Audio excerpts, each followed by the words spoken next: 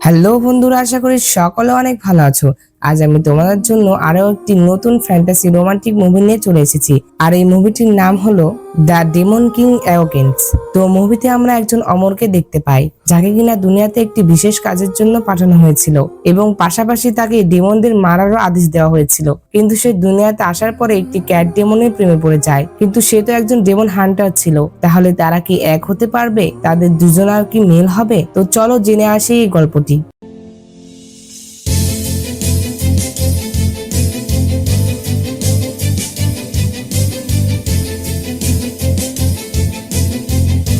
মুভিটির শুরুতেই আমরা একটি কাপলকে দেখতে পাই। আজ তাদের বিয়ের দিন ছিল। তো তারা যখন বিয়ে করছিল তখনই সেখানে একটি বৃদ্ধ লোক চলে আসে। আর সে এসে বলে যে আকাশে অশুভর পরিবেশ, আর আপনারা আজ বিয়ে করছেন।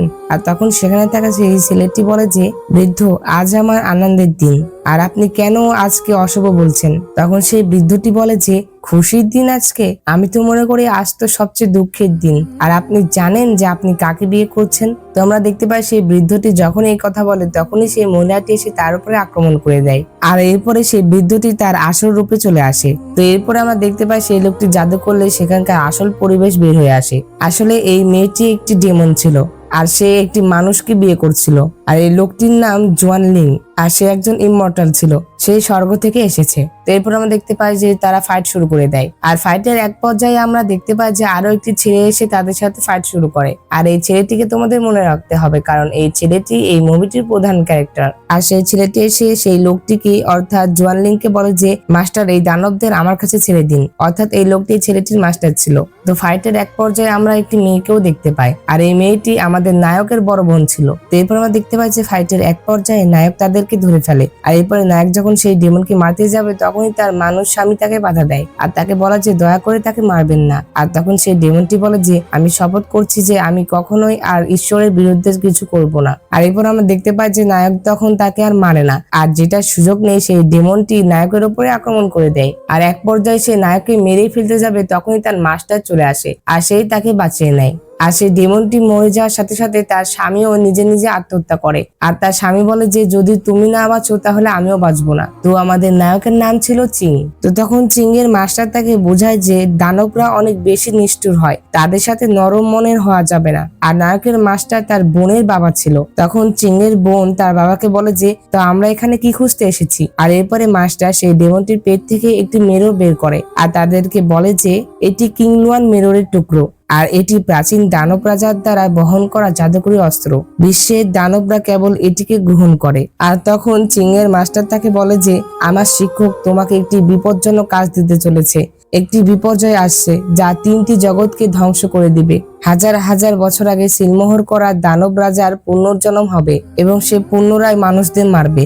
আমাদেরকে বলা হয় যে কিংবদন্তি অনুসারে দানবদের রাজা বাইজে হাজার হাজার বছর আগে অমর এবং দানবদের মধ্যে যুদ্ধ করেছিলেন, কিন্তু সেই যুদ্ধে তিনি পরাজিত হয়েছিলেন। তার আত্মা কিংলুয়ান মেরর দ্বারা সিল করা হয়েছিল, আর পবিত্র ব্রোকেট গাছটি সাদা হাজার বছরের। আর আমরা দেখতে পাই যে এই সকল কথা একটি লোক বলছিল।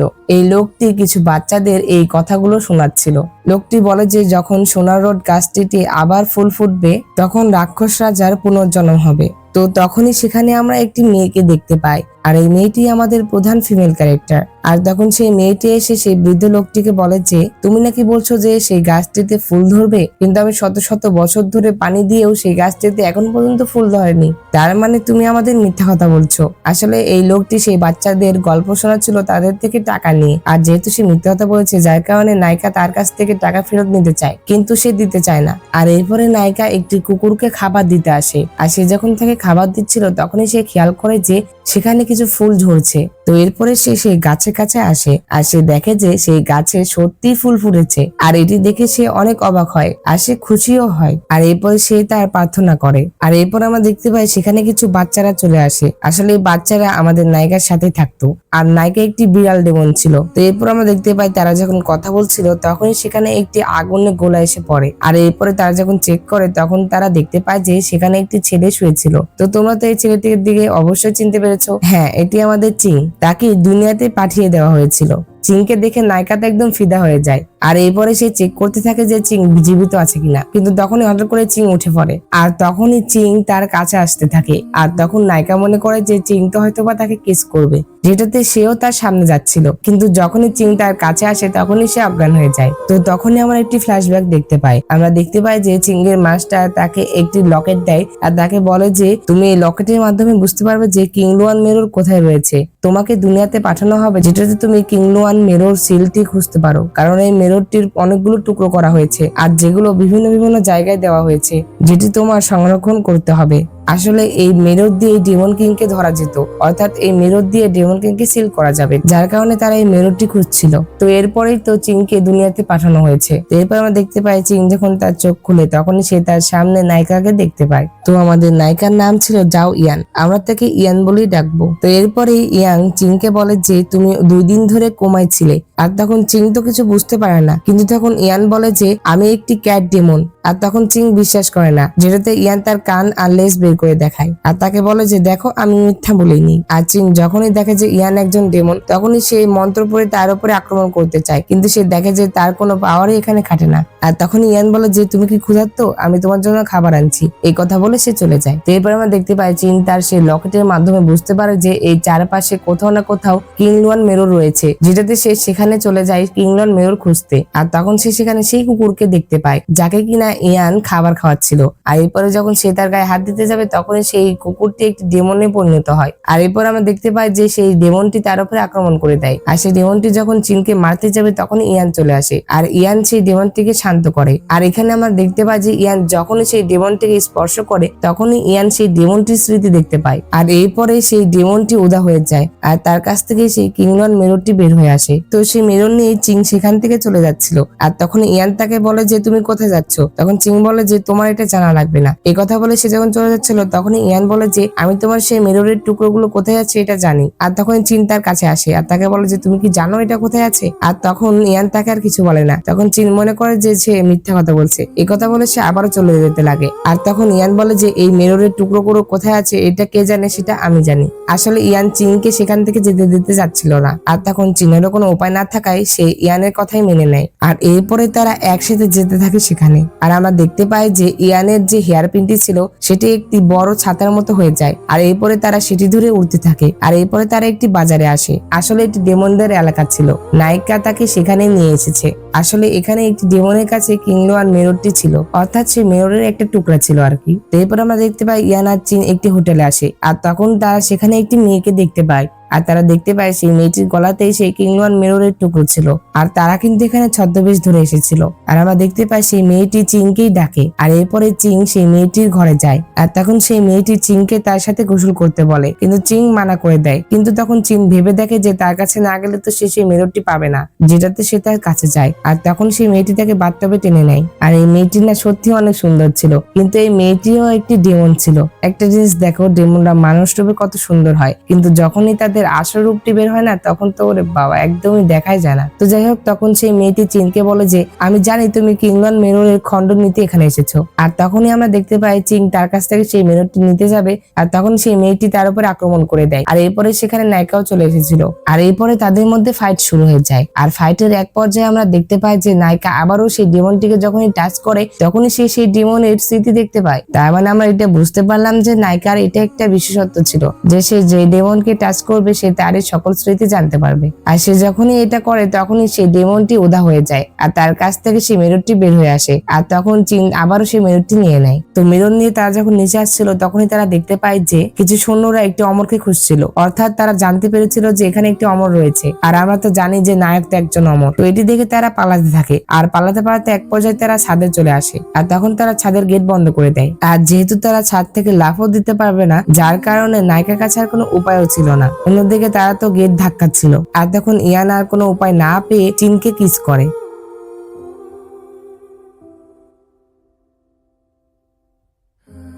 আর তখন সেখানে সেই সৈন্যরা চলে আসে আর সৈন্যরা এটি দেখে সেখান থেকে চলে যায়। আসলে ইয়ান নায়ককে বাঁচানোর জন্য এমনটা করেছিল। তো এরপর আমরা দেখতে পাই যে তারা দুইজন ডেমন কিং ফেস্টিভ্যালে আসে আর এরপরে তাদের আমরা সেখানে কিছু সুইট মুভমেন্ট দেখতে পাই। আর এরপরে তারা একটি ফানুস উড়ায় আর তারা তাদের মনের ইচ্ছা বলে। নায়িকা বলে যে তারা যেন একসাথে সারা জীবন থাকে। অন্যদিকে নায়ক অর্থাৎ চিং বলে যে দানব এবং অমরা যেন একসাথে শান্তিতে থাকতে পারে এবং 3টি রাজ্যও যেন সুস্থ থাকে। তো এরপর আমরা দেখতে পাই যে নায়ক ইয়ানকে একটি হেয়ারপিন গিফট করে আর এরপর তারা সেখানে একটি সুন্দর একটি মুহূর্তের সাক্ষী হয়। তো এরপর আমরা দেখতে পাই যে তারা দুজন আবারও মিররের আরো একটি টুকরো খোঁজার জন্য চলে আসে আর এরপর তারা এমন একটি জায়গায় এসেছিল যেখানে অনেক ভয়ঙ্কর পরিবেশ ছিল আর সেখানে তারা একটি লোকের সাথে দেখা করে। তখন সেই লোকটি তাদেরকে একটি টোকেন দেয় আর তখন সে ইয়ানকে এটি নিতে বলে আর ইয়ান যখন সেটি টাচ করে তখন সে সেই লোকটির সকল স্মৃতি দেখে আর এরপরে আমরা দেখতে পাই সেই লোকটির চোখ পরিবর্তিত হয়ে যায় আর এরপর সে তাদের উপরে আক্রমণ করে দেয়, যেটাতে তারা সেখান থেকে পালিয়ে আসে আর এক পর্যায়ে সেই লোকটি তাদেরকে পানিতে ফেলে দেয় আর পানির ভিতরে তারা দুজন আলাদা হয়ে যায়। আর তখন আমরা দেখতে পাই যে ইয়ান মনে মনে বলছিল যে আমি সত্যি তোমার সাথে আতশবাজি দেখতে চাই। এই কথা বলে সে অজ্ঞান হয়ে গিয়েছিল আর যখন সে চোখ খুলে তখন সে দেখে যে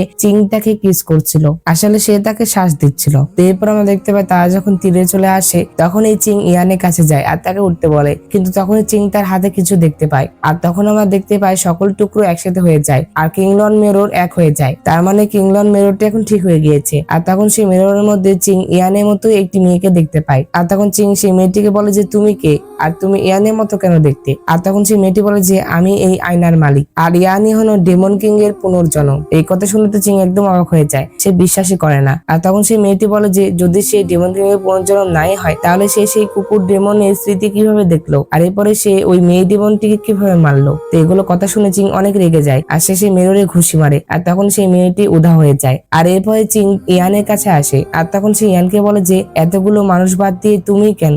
আর তখন চিং ইয়ানকে মারার জন্য তার দিকে তলোয়ার তুলেছিল, কিন্তু সে তো তাকে ভালোবেসে ফেলেছে যার কারণে সে তাকে আর মারতে পারে না। এরপর আমরা দেখতে পাই যে ইয়ানের যখন জ্ঞান ফিরে তখন সে চিং এর কাছে যেতে লাগে, কিন্তু তখন চিং তার দিকে তলোয়ার তুলে ধরে আর তাকে কাছে আসতে মানা করে। আর তখন ইয়ান বলে যে আমি কি তোমাকে রাগানোর জন্য কোনো ভুল করেছি, তুমি আমাকে বলো আমি সেটি ঠিক করে দিব। কিন্তু চিং তাকে কোনো সত্য কথা বলে না আর সে তাকে বলে যে যেহেতু আমি কিংলন মেররটি পেয়ে গিয়েছি তাই আমার সাথে এখন আর তোমার কোনো সম্পর্ক নেই। তখন ইয়ান বলে যে তুমি যে আমাকে বলেছিলে যে তুমি আমার সাথে সব সময় থাকবে আর তুমি আমাকে রক্ষা করবে। আর তখন চিং বলে যে এই সকল কথাগুলো মিথ্যা, আমি তোমাকে শুধুমাত্র এই মেররটি পাওয়ার জন্য এই মিথ্যা কথাগুলো বলেছিলাম। আর তখন ইয়ান চিং এর দেওয়া সেই হেয়ার পিনটি বের করে আর তাকে বলে যে তুমি তো আমাকে এটিও দিয়েছিলে, তুমি তাহলে কেন আমাকে এটি দিলে। আর তখন এই চিং সেই হেয়ার পিনটি কেটে ফেলে আর তাকে সেখান থেকে চলে যেতে বলে। আসলে চিং এই সকল কিছু করছিল যেটাতে ইয়ান যেন তাকে ঘৃণা করে, কারণ ডেমন কিং এর পুনর্জন্ম তো এখন ইয়ানের ভিতরেই হয়েছিল। তখন চিং ইয়ানকে বলে যে এখন থেকে আমাদের দুজনের পথ আলাদা। তো এরপর আমরা দেখতে পাই যে চিং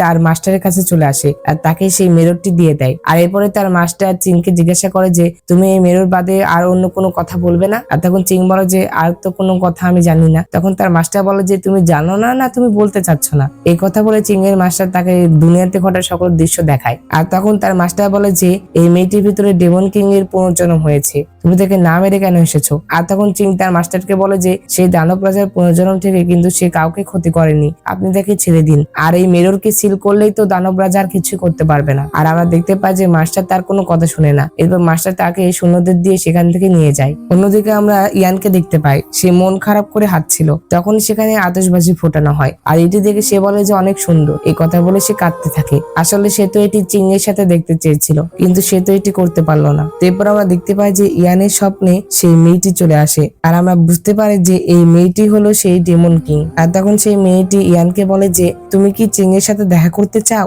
তুমি চাইলেই আমি তার সাথে তোমাকে দেখা করিয়ে দিতে পারবো, কিন্তু তোমার দেহটি আমাকে দিতে হবে। আর তখন ইয়ান বলে যে তুমি যদি আমাকে টুকরো টুকরো করতে চাও তাও আমি রাজি আছি, কিন্তু আমি চিং এর সাথে দেখা করতে চাই। তো অন্যদিকে আমরা চিংকে দেখতে পাই তাকে শাস্তি দেওয়া হচ্ছিল কারণ সে ইয়ানকে রক্ষা করেছিল। তো এরপর আমরা দেখতে পাই তাকে যখন শাস্তি দেওয়া শেষ হয়ে যায় তখন তার মাস্টার চিংকে বলে যে 1000 বছর আগেও সে নাকি ইয়ানের প্রেমে পড়েছিল আর এই ইয়ান 1000 বছর আগেও সেই ডেমন কিংই ছিল আর সেই যুগে ওনাকে প্রভুই ডেমন কিংকে মেরেছিল। আর তখন চিং এর মাস্টার এই কথা বলে তাকে একটি তরবারি ধরিয়ে দেয় আর তাকে বলে যে এটি তোমার প্রভুর তলোয়ার আর এটি দিয়েই তুমি আজ ডেমন কিংকে মারবে। আর তারা যখন এই কথা বলছিল তখনই সেখানে ইয়ানের দেহ নিয়ে ডেমন কিং চলে আসে। অর্থাৎ ডেমন কিং এর তো কোনো দেহ ছিল না, সে ইয়ানের দেহটি ইউজ করছিল। আর তখন সেখানে থাকা সকল শিষ্যরা ডেমন কিং এর সাথে লড়াই শুরু করে দেয়। আর এরপর তারা সবাই হেরে যায়। আর এরপরে চিং এর মাস্টার তাকে লড়াই করতে বলে। আর এরপরে চিং তার কাছে যায়। আর তখন ইয়ান তার উপরে আক্রমণ করে দেয়। আর তখন চিং আহতও হয়। আর তখন চিং ইয়ানকে বলে যে তুমি মনে করার চেষ্টা করো এটা আমি। আর তখন ইয়ান ডেমন কিং কে বলছিল যে তাকে মেরো না, তাকে মেরো না, কিন্তু ডেমন কিং কোনো কথা শুনছিল না। কিন্তু যেহেতু এটা ইয়ানের দেহ ছিল,